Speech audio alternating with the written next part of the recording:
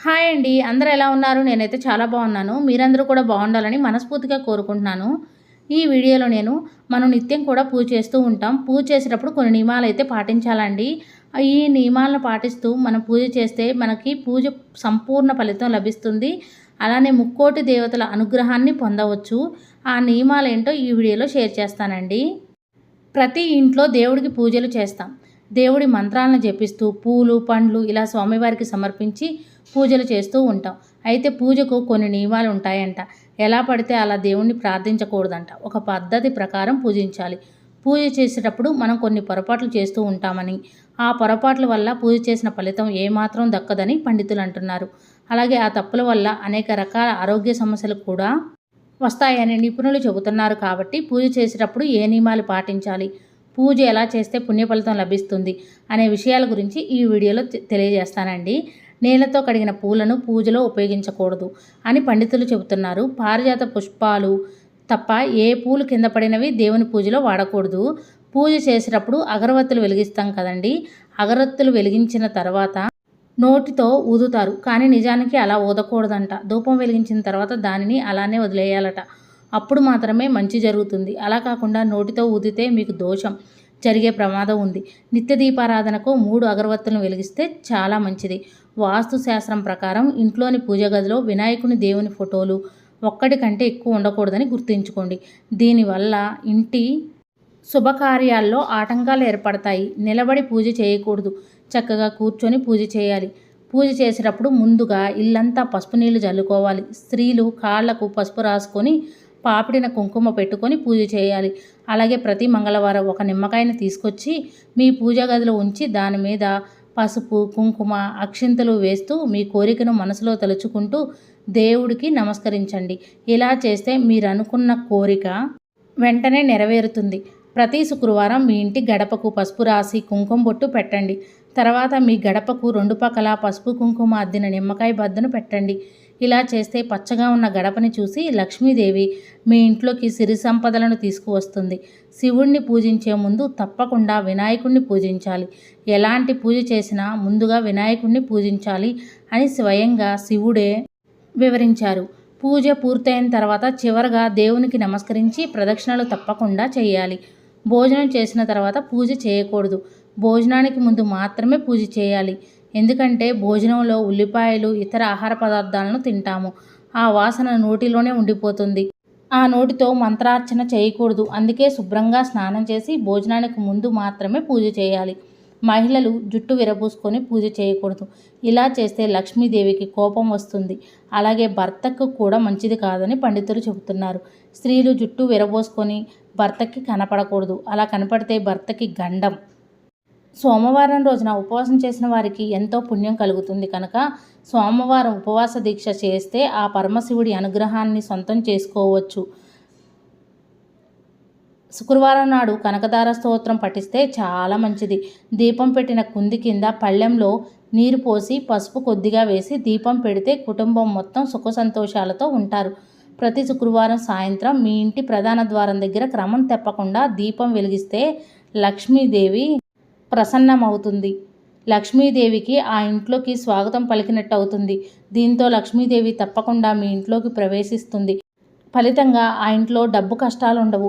ప్రధాన ద్వారం దగ్గర దీపం వెలిగిస్తే ఆ ఇంట్లో దారిద్ర్యం నశిస్తుంది.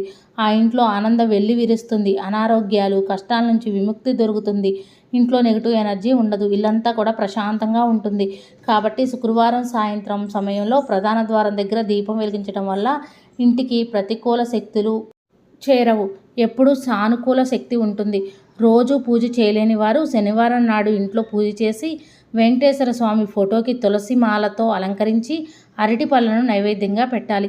ఇలా చేస్తే ఆ వెంకన్న అనుగ్రహం మీపై ఎల్లవేళలా ఉంటుంది. ఇక దేవునికి పూజ చేసే సమయంలో చినిగిన దుస్తులను ఎప్పుడూ ధరించకూడదు. చినిగిన దుస్తులు దారిద్రానికి సంకేతం. కాబట్టి శుభ్రంగా ఉన్న దుస్తులను మాత్రమే ధరించాలి.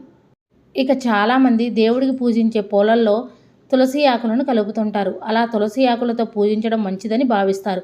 కానీ వినాయకుడికి మాత్రం తులసి ఆకులను సమర్పించకూడదు, పెట్టకూడదు. ఎందుకంటే గణేశుడికి తులసి ఆకులతో పొరపాటున కూడా పూజ చేయకూడదు. స్నానం చేయకుండా తులసి మొక్కను ముట్టుకోకూడదు. అలా స్నానం చేయకుండా తులసి ఆకులను కోస్తే వాటిని ఏ దేవుడు అంగీకరించడు. అదేవిధంగా ఆదివారం రోజు తులసి మొక్కకు నీరు పోయకూడదు. ఇది ఇంటికి మంచిది కాదని పండితులు తెలియజేస్తున్నారు. పురాణాల ప్రకారం శివుడు మరియు పార్వతీదేవి సాయంత్రం సమయంలో భూమిపై సంచరిస్తూ ఉంటారు. అందువల్ల శివపార్వతుల ఆశీర్వాదం పొందాలి అంటే సాయంత్రం సమయంలో పూజ చేయండి. సాయంకాలం చేసే పూజకు చాలా శక్తి ఉంది. ఈశ్వరుడి ఎదురుగా నిలబడి ఆత్మ ప్రదక్షిణ చేయరాదు. శివుడికి చేసే దీపారాధన పరదేవతతో సమానం. కాబట్టి ఆ దీపారాధనలో అగరవత్తిని కానీ హారత కర్పూరం కానీ వెలిగించకూడదు. పూజా సమయంలో ఈశ్వరుడు మనకంటే ఎత్తులో ఉండాలి.